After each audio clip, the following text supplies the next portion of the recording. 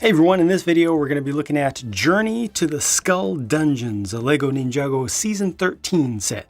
Here's what it all looks like together, and this comes with 4 minifigures including 3 members of the core ninja team. The main terrain-based build here, in my opinion, is way more detailed and varied than it needs to be. And when I say that, I'm not complaining. It's just kind of above and beyond the minimum and what's necessary for the sake of play here.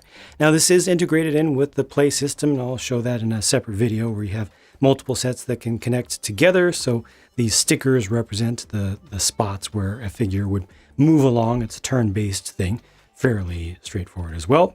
There's a small action feature built into this. It's a custom build, just allows you to knock a person off. It's pretty smooth and slick, good use of pieces there, nice and small.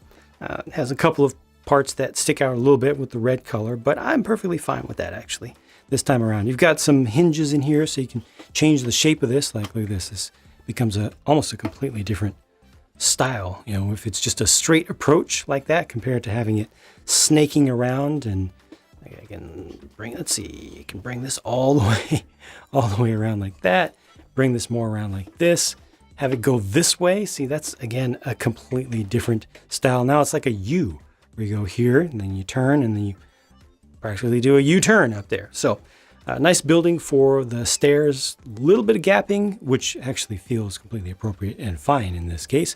Some studs on the side construction. And then you get up to this level, got a small cauldron there. Somebody's making some soup stock, I'm assuming. This is the Shadow Blade of Deliverance. No changes to that piece from one set to the next, and that is the intent. That's what you're here for. That's what you're here to find in this particular set. There's also this windlass over here that's connected to the jail cell that's hanging, and that's just suspended over here on the side, and that actually works. So you can lower this down. If you make it up to the top, then you can rescue your friend. It's kind of the general idea. I like the wooden elements that are built into this with some of the planks that are indicated down there that aren't complete. They've got the suggestion of lava actually flowing around this.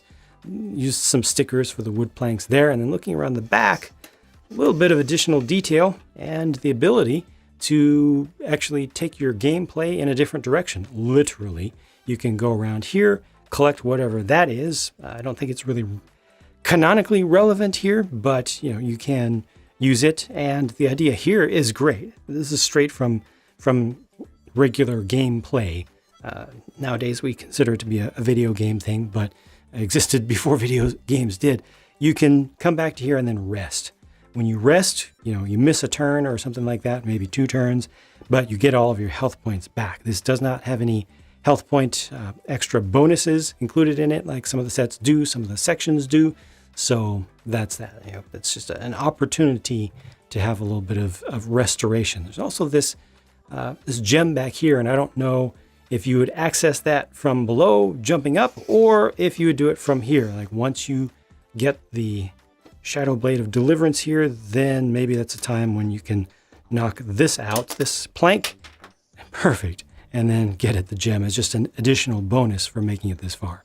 I mentioned the health bar, and that's what this is set up as also a stand for an individual figure. So you can kind of use that to represent them and to hold on to some of their accessories, especially if you have any extras or stuff that you've collected along the way. It's basically your inventory over there. And as you go along, if you take damage, then you just turn one of these down. Again, some of the sets have additional ones of those that you can gain back. And in this case, in this set, if you are down like this, you make it to the bed, then you skip a turn or something, and you can bring these back up.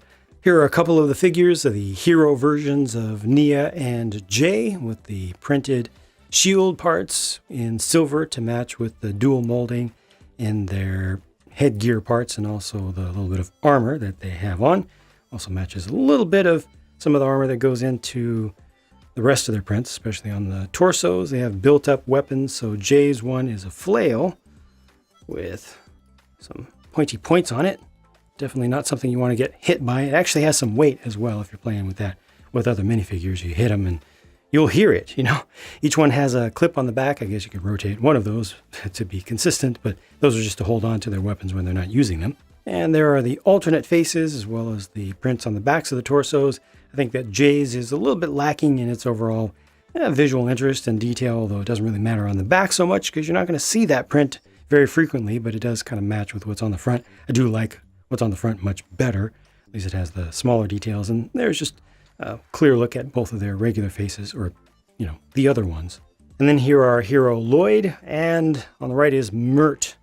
No spoilers here. Mert is Mert.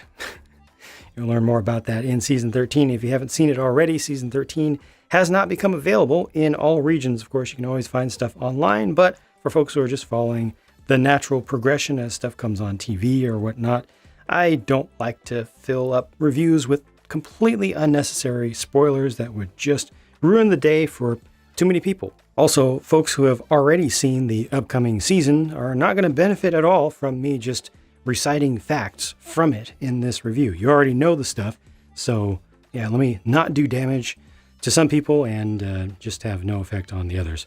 There's a quick look at the leftover spare parts for this set, as well as its sticker sheet, and most of these stickers, all the ones down at the base that have the gray around them, are just used for the little indicators on the modified 2x2s that are part of the gameplay experience. Speaking of which, one thing that I didn't show you just yet is this thing that's included throughout these sets for this season. It works as a Spinjitzu spinning cyclone dough thing, and also for the gameplay, to give you a little bit of randomization and help you along picking how many steps to take and or whether to take damage or gain a win in battles. This is $30 US for around 400 pieces and 4 minifigures. I think that the value here is pretty darn good, no matter how you look at it. The play value is good. The level of detail is nice. For display, the options for different ways of setting it up for the sake of display are very nice. If you go with the whole gameplay thing officially by, board game sort of rules, it works. If you go just for imaginative play with it, it works. Setting up figures around there's enough room to place them. The configurability of this terrain is very nice, and you can actually do even more than that with just the slightest bit of modification. Yeah. It's good. It's just plain good. It's a reasonably sized, reasonably priced set with more than enough figures to do plenty with it, no matter how you're looking at it, no matter what your age range is. It was enjoyable to put together, I feel. I can't really think of anything major or even beyond super nitpicky to complain about here. I mean, really, probably the thing that I like least about it, honestly, is the fact that these two pieces here for the little pop-up blast away terrain part, those are done in red. Whoop-de-doo, we can change those two tile pieces and it fixes that problem, if you even consider that to be a problem at all. So I think that says a lot here, that this is a good use of space too, with the space around the back of the big ugly rock piece being utilized effectively with a little bit of detail in there. And this is good stuff. This is how to do it. This is how to do a play set that also functions as a display set. I'm happy. The Lego designer should definitely be proud for this work. It's not easy. It's definitely not easy. If it was easy, I am certain that a lot more Lego sets would be designed this well and with this many things being done right on such a small budget. So enough about that. Got the builds for this available as usual. I'm going to move on to the next thing and talk to you again soon. Thanks for watching.